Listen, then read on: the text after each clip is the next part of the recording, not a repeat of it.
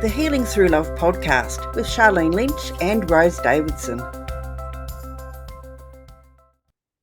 Hello and welcome to the Healing Through Love podcast. I'm Sharlene Lynch, and together we're shining a light on hope, resilience, transformation in the journey to end domestic violence. Each week, we bring you inspiring interviews with changemakers, survivors, advocates, and experts who are making a difference in the lives of those affected by family and domestic violence.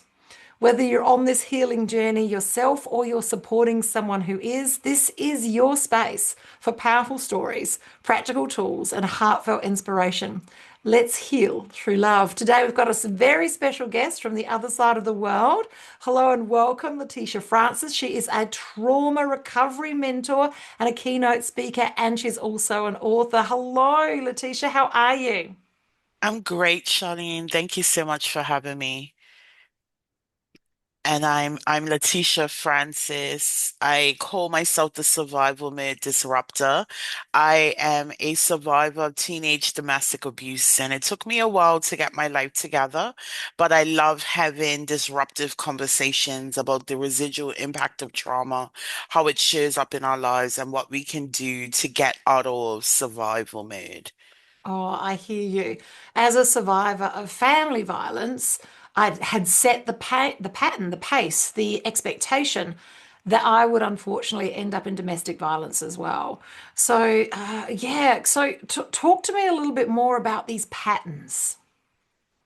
Absolutely. So, as survivors, what we tend to do is celebrate surviving without recognizing that we actually land in survival mode. Most of us adapt survival identities, such as people pleasing, overachieving, fixing, in order to navigate what has happened to us. I think a huge part of my healing process was actually understanding where elements of what I deemed my personality came from. For instance, I'm a recovering people pleaser. That came down as a result of the relationship that I had with my father. I could never make him happy, and I did things to try to appease him in many ways, which then taught me very little boundaries around man. As a person who spent many years perhaps seeking my father in other people, I learned not to advocate for myself in romantic relationships. I learned not to stand up for myself in other situations. I also became a fixer as someone who struggled with help and being seen and heard throughout my journey. I then became that person who saw and heard everyone. And not having adequate boundaries along with that, really put me in some toxic situations. So, as survivors, we often develop trauma responses, and survival identities, which help us move ourselves forward. It took me until I was in my late 30s to actually realize that that's what was happening, and it allowed me to reprogram the way that I saw myself. But oftentimes we don't get to that point of awareness. And then we spend the rest of our lives showing up as a traumatized individual without actually realizing it. I hear you. So, with these archetypes that we have, how important is it for people, our audience that is listening, how important it is for them to identify what archetype they are, and can you change archetypes? And if you can, how do you do that?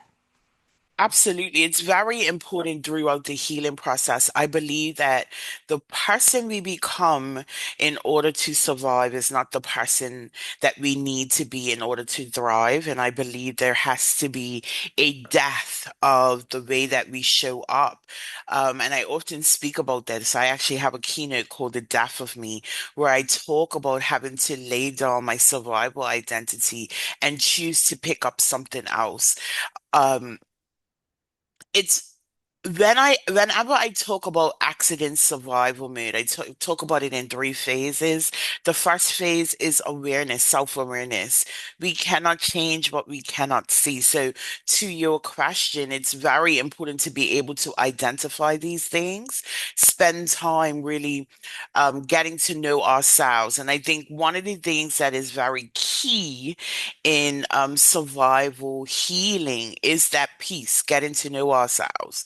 A lot of us don't know ourselves beyond our trauma. We don't know who we are without labeling ourselves as a result of the events that we've been through. And it's a big shift when we are able to lay down the identities, lay down those archetypes, and really um, anchor into who we want to be. So I mentioned earlier there's three phases. The first is self-awareness. The second is reprogramming, changing the narrative, changing the story about ourselves. And the third is a reinvention. As I did mention, we cannot thrive in our survival identities. So it's being able to get aligned with our core values and our own distinct goals, because oftentimes we um, are more aligned with societal expectation than our own dreams and desires. So getting clear about that and then making sure that we are moving in a direction that is more aligned with who we want to be and how we want to show up in the world. Oh, I love that. I love that. Now, my favorite technique for awareness is definitely journaling. In the old days, it used to be in a diary with a padlock on it. It obviously shows how old I am. I don't think we have those anymore. But what would be one of your favorite tools or techniques to help people shift their awareness? I definitely encourage journaling. I think it's beyond what we did as kids, right? This is not just, you know, denoting our day and oh wow, this happened today and this person did this to me today. No, it's getting raw and honest with ourselves. And oftentimes we struggle with self-honesty. So I think journaling is key and oftentimes sitting in reflection, being able to analyze why we did certain things, why we reacted a certain way, what our triggers were, in order to help us uncover what is actually holding us back. Um, Also uncovering how we respond to events and situations so that we can make different choices moving forward. Oftentimes, I think people don't spend enough time in reflection. I don't think we are present enough in our lives. Often we do things and just keep moving, but there isn't this moment of reflection, this moment of analysis either. And I think that's key. And journaling definitely is a good tool for that. Oh, I love it. I love it. I love it. Okay, so we've come to a point where we've got a level of awareness and we've stopped blaming other people for our behavior and we're taking a level of responsibility for our own behavior. What is one of the steps that you would recommend to help people reprogram? Ah, definitely challenge your thoughts. 95% of our thoughts are recycled. And if we don't challenge them in any way, then we move through life with yesteryear's thoughts. And like if you think about that, if 95% of our thoughts go unchallenged, then we are holding on to things that happened in 1982. So it's really important for us to understand the connection between feelings, emotions, actions, um, because that is how we move forward. A lot of people don't recognize that everything we think is not true. It's often a version of someone else's opinion of us or someone else's narrative. So daily, if and for me, this was instrumental in my healing when I understood how powerful my thoughts and feelings were in my ability to achieve farther than where I am. It changed the way that I showed up. And I often talk about being at the kitchen sink and having an outwardly conversation about my thoughts. Because I learned to challenge them, and it would be, no, no, we're not going there today, because a random thought will pop up that I could now see was a negative thing that would lead me to inaction. So I would openly challenge that. So I would say to the audience who's listening to really sit with your thoughts, but also challenge them. Where did this thought come from? Where did this belief come from?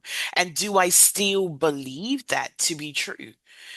And if you don't believe it to be true, or there is some question in you on whether or not you are aligned with that line of thinking, you can quickly change that. You can choose, which a lot of people don't recognize, you can choose to think differently. You can choose to frame your thoughts in a different way that will be conducive to moving you forward. So I think, yeah, just definitely challenging your thought process and being honest with yourself about where they're rooted, um, can really help you move forward. Oh, I love it. This is, you're so speaking my language. So one of the things that I used to ask myself is this still true? So when I was transitioning from who I was to who I am now, and I still do this now, actually, is this still true? And then what else is possible? Because we are all programmed, and we are stuck in a cycle that we don't have that ability to really see past. So I love that. I love that. I love it. You're speaking my language. Okay, so we've got that level of awareness, and now we're going through the reprogramming. At what point in time do we, in your process, do we make a decision about what it is that we want to be? Is that something that becomes revealed to us as we move forward, or is this something we start with some level of intention and a frequency flow? I think it does definitely starts with a level of intention. As I mentioned earlier, oftentimes as survivors, we really don't know who we are.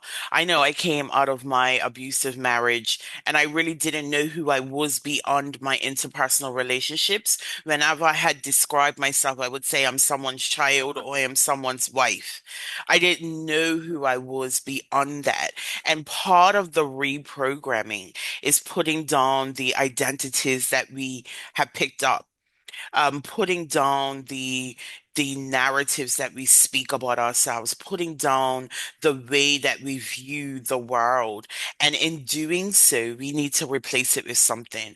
So that starts that intentional alignment, being able to, first of all, identify who I am. And yes, I get to decide. It doesn't have to be aligned with what I've been through or what other people have taught me life should look like. I get to decide in this reprogramming. And in that decision, I think it's really best to sit and align. Well, first of all, determine what your core values are. And oftentimes we really don't know that.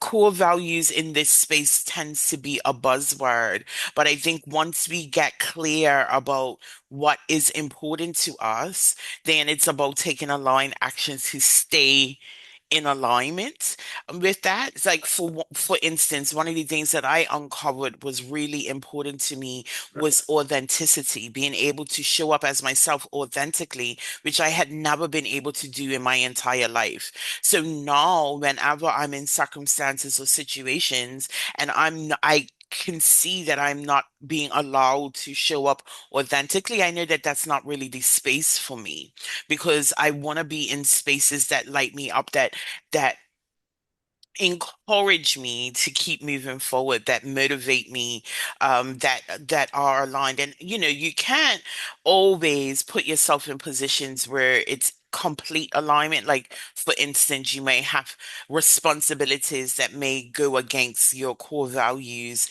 in some aspect, but it's really just being able to anchor into what makes you you, and then making a promise to yourself to show up as that person every day. And that's where that reinvention part becomes. Like, I talk with my clients about integration, integrating all the things that you learned about yourself into this new element of you, but then really committing to being you until you get to where you perceive yourself as wanting to be, right? So it's showing up as yourself, even without all of the things that you would prefer there. For instance, I had to show up as a person who knew how to set boundaries as I was learning how to set boundaries, right?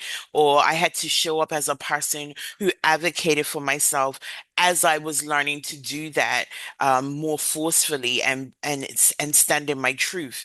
So while there is always a journey to becoming who you want to be, it's doing it with intention and making sure that you are in alignment with the person that you have prescribed yourself to be moving forward. Yes, yes, yes. Daily habits. Okay, what is your favorite daily habit? Gratitude, anchoring into gratitude. I spent so much time growing up, anchoring into what was wrong and what had been done to me. And I was absolutely a victim of my circumstance. But in doing so, I was giving my power away. When I anchor into my gratitude, when I stay grounded in the things that I'm grateful for, it helps me to stay positive, number one, to stay focused, number two. And it also gives me the encouragement that I need on those darker days. There's always something to be grateful for. And whenever I speak to other survivors, one of the things I think that is really key in our healing process is to be able to anchor into our gratitude. So there are very little survivors who have done their healing that does not mention gratitude in some way. And oftentimes it's a gratitude for the events that's happened because we understand that it's created the person who we are today. And for a lot of people that may seem weird, like, I'm not going to accept what's happened to me. And acceptance is not condonement. It's just knowing that you can't change what has happened. So there is a level of acceptance and gratitude in my journey. Yes, I am grateful that I went through the emotional neglect with my parents. I am grateful that I was in an abusive relationship. I am grateful that my first husband stabbed me. I am grateful that I went through all of this toxicity because the woman that I am today is her moving mountains. I'm changing the world. And that would not have happened if it was not for those events. So while I'm not happy about some of the things that I went through, I understand their place in my purpose. And that helps me to keep moving forward. Absolutely. Life happens for us, not to us. I love it. You're speaking my language. Okay, now for our listeners today, where's the best place for them to connect with you? Absolutely. Best place to connect with me is on my website, www.leticiarenefrancis.com. There you will get some information about how I work um, with survivors, with people that are stuck in survival mode. You'll get access to my book, my podcast, Survival Mode Disrupted, my blog, Disrupting Survival Mode, and also my Facebook group. And these are places where I show up and have, very disruptive conversations around the residual impact of trauma and what we can do to exit survival mode. Oh, I love it. Starting with that level of awareness and then reprogramming ourselves for a different outcome. It's beautiful. This is possible for everybody. It's a privilege and a pleasure to connect with you. And I'd just love to ask you, what would be your final words of wisdom to our audience? You were not built to break. but you damn sure were not built to just survive. So you can disrupt the cycle, you can reclaim your life, and you can thrive on your own terms. It starts with a single decision. Oh, I love it. Thank you so much for joining us today, Leticia, from the other side of the world at a very early hour of the day. I love that. Thank you so much. You look fresh and alive for 7 o'clock in the morning. I love it. Thank you so much for watching us today. It's been another episode of Healing Through Love. Bye for now. Thank you for joining us for this episode of Healing Through Love. You can get further resources, see the show notes, or simply reach out to us via our website at htlaustralia.org. Thanks so much for joining us, and we look forward to your company next time on the Healing Through Love podcast.